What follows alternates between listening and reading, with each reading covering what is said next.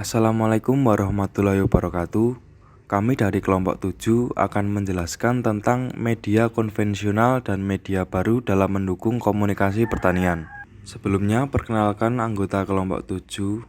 Yang pertama ada saya, Efranda Brilian, ada Kurnia Fajar, Emilio Melvi, Hesti Amar, dan Nugroho Lutfan. Yang pertama yaitu pengertian media. Media adalah alat untuk menyalurkan pesan atau informasi dari pengirim kepada penerima. Nah, pada komunikasi pertanian, media digunakan sebagai perantara atau penghubung antara penyuluh dan petani.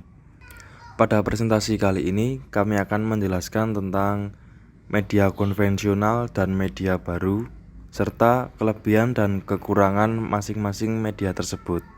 Selanjutnya, saya akan menjelaskan media konvensional. Media konvensional merupakan penyampaian data atau informasi yang masih menggunakan komunikasi satu arah, di mana hanya fokus pada mentransmisi pesan untuk disampaikan kepada tujuan. Jenis media konvensional dibagi menjadi dua bagian, yaitu media elektronik seperti televisi dan radio. Kemudian yang kedua, media cetak, yaitu seperti buku, brosur, dan poster. Media konvensional dalam mendukung komunikasi pertanian interpersonal dapat dilakukan dengan menggunakan media buku dan surat. Buku dan surat ini dapat didefinisikan sebagai media komunikasi tulisan yang dirakit untuk menyampaikan informasi. Kemudian, media konvensional dalam mendukung komunikasi pertanian kelompok dapat dilakukan dengan menggunakan media surat kabar, brosur, dan poster. Pada surat kabar ini penyebaran kepada publik atau halayak. Nah, karena diperuntukkan halayak, maka sifat surat kabar ini adalah umum. Kemudian, brosur merupakan media komunikasi yang mampu menyajikan informasi serta menambah pengetahuan dan wawasan. Informasi disajikan dan dikemas dengan menggunakan bahasa ilmiah populer agar mudah dipahami. Selanjutnya, poster. Poster merupakan suatu media untuk menyampaikan pesan komunikasi tertentu kepada komunikan dengan gambar yang dicetak, kemudian ditempel di tempat umum. Poster ini terdiri dari dua unsur, yaitu slogan atau kata-kata dan gambar ilustrasi.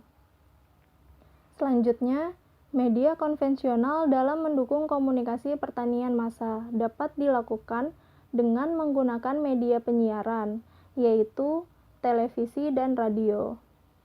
Pada televisi ini, media atau alat untuk menyampaikan pesan atau gambar melalui gelombang yang dapat dilihat dalam bentuk nyata. Televisi juga merupakan salah satu media massa elektronik yang mulai mendominasi sebagian besar waktu luang masyarakat sehari-harinya.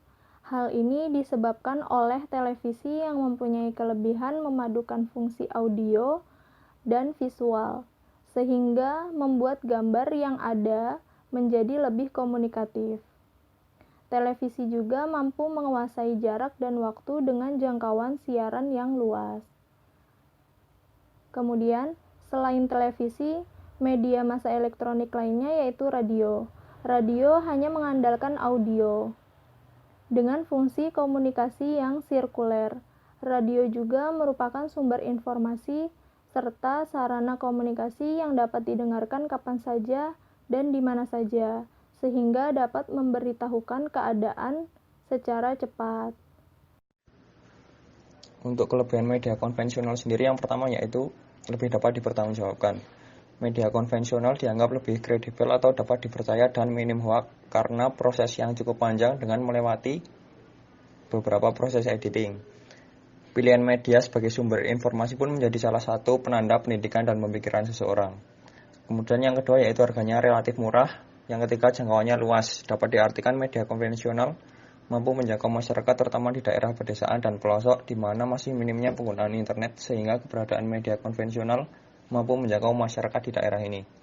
Lalu yang keempat adalah media cetak biasanya berisikan informasi yang lebih terperinci, lengkap, dan panjang.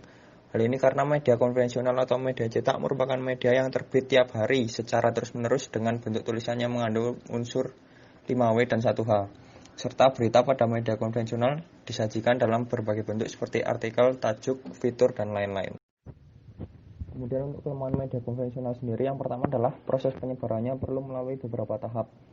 Seperti yang sudah dijelaskan di atas tadi, media konvensional harus melalui beberapa proses editing sehingga informasinya lebih kredibel dan minim hoax. Yang kedua adalah harus menggunakan redaktor atau penyunting. Yang ketiga, interaksi langsung melalui proses yang cukup lama. Yang keempat, kalayak tidak terhubung pada media dan sesama pengguna, dikarenakan komunikasi yang terjadi adalah komunikasi satu arah. Contohnya, orang yang menonton televisi dan mendengarkan radio.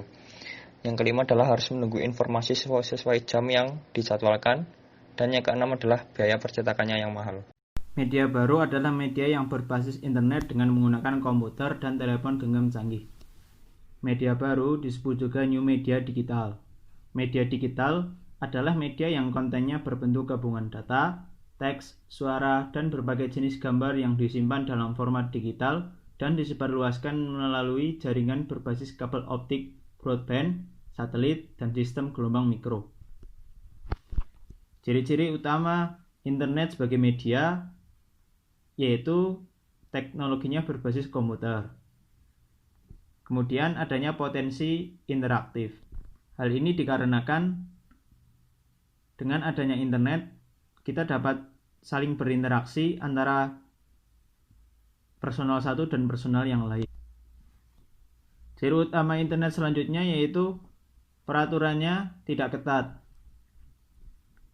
Dapat kita ketahui bahwa banyak virus-virus yang tersebar di internet.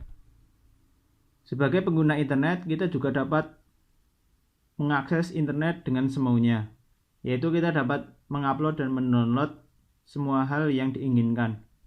Ciri utama internet selanjutnya yaitu ada di mana-mana dan tidak tergantung lokasi. Contohnya saja, misalkan kita di sini berada di Indonesia dan teman kita berada di luar negeri. Kita dapat saling berkomunikasi dengan teman kita dengan menggunakan internet. Kemudian ciri utama internet selanjutnya yaitu dapat diakses individu sebagai komunikator. Dan yang terakhir yaitu media komunikasi pribadi dan massa. Komunikasi media baru secara interpersonal dapat dilakukan antar individu atau antar dua orang yang dapat diketahui langsung umpan baliknya. Komunikasi interpersonal dapat dilakukan dengan menggunakan aplikasi WhatsApp, BBM, dan lain.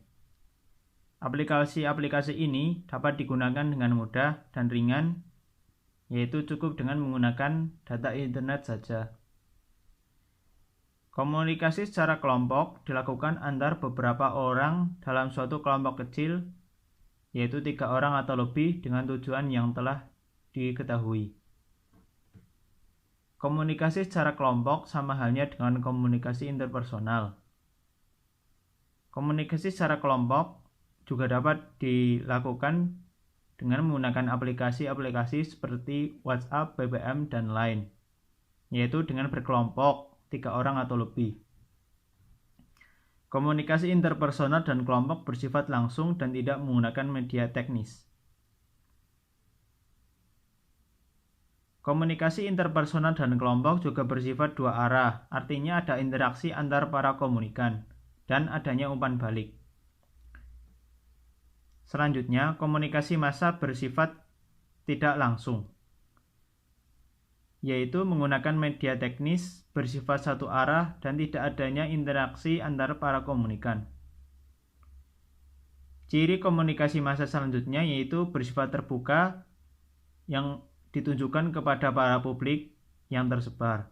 Kemudian tidak terbatas dan tidak adanya umpan balik dan bersifat umum. Komunikasi massa ini dapat dilakukan dengan menggunakan aplikasi seperti Facebook, Instagram, dan Twitter. Kemudian contoh aplikasi massa dalam penyuluhan pertanian yaitu Desa Apps, Sipindo, dan Petani. Aplikasi-aplikasi ini tersedia di Play Store dan dapat didownload secara langsung. Media baru memiliki kelebihan dan kekurangannya sendiri. Untuk kelebihan media baru, pertama, proses penyebaran informasi lebih cepat. Kedua, dapat diakses oleh semua orang. Ketiga, tidak terpengaruh oleh jarak yang jauh. Keempat, dapat diakses kapanpun dan dimanapun. Kelima, informasi yang didapatkan lebih banyak.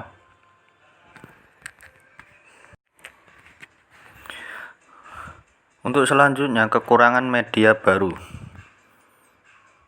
Kekurangan pertama yaitu kemungkinan salah interpretasi atau salah penafsiran oleh pembaca. Yang kedua, informasi yang tersebar tidak bisa dipertanggungjawabkan secara penuh, karena sumber dari informasi tersebut tidak diketahui secara pasti. Yang ketiga, informasi yang tersampaikan itu kurang efektif, karena bagaimanapun juga penyuluhan akan lebih efektif jika kedua pihak bertemu langsung, yaitu antara penyuluh dengan petani. Yang keempat, beberapa orang belum bisa mengakses media baru. Seperti contohnya masyarakat yang masih belum mengenal internet itu masih belum bisa mengakses informasi melalui media baru.